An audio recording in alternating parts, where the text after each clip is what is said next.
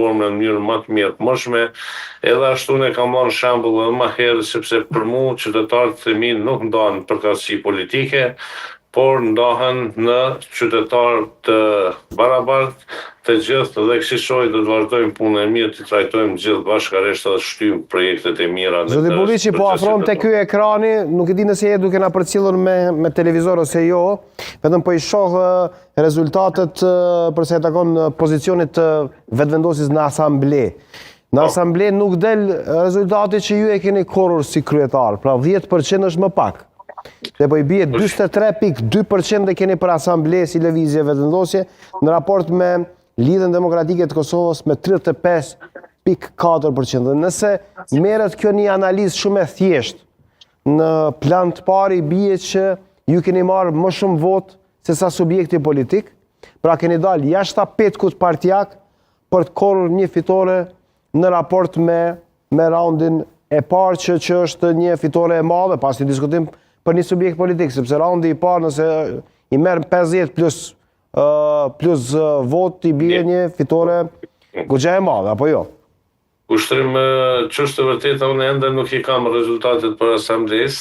asamble komunale. Këtu po i referohemi KQZ-s po i referohemi me dhënat kështu.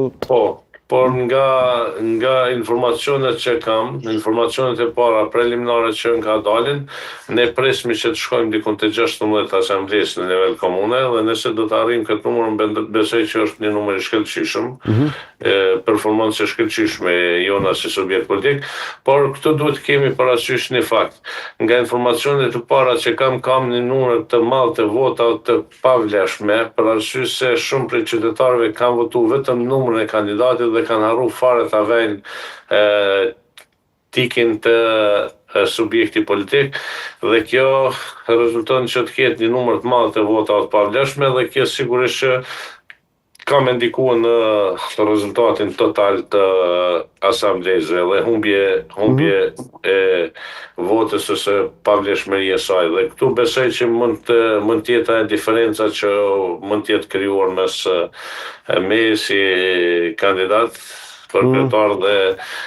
kandidatëve për asamblenë komunale, përkatësisht subjektit politik për asamblenë. Bulliqi, kundër kandidatëve ja uruan fitoren, se kjo fitore në raund parë më pastaj më nuk diskutohet, s'ka as janë kimon, por a ju thirrën telefon, a ju thanë urime për mandatin e ri apo jo? Unë sot kam marrë një urim nga kandidati i Partisë Demokratike të Kosovës, paradite, cilën e falenderoj, i shpreha falenderimin dhe sigurisht i shpreha gatishmërinë për bashkëpunimin, ndërsa po pres këto ditë vjen, ndoshta s'ndodh si herën e kaluar që të marrë edhe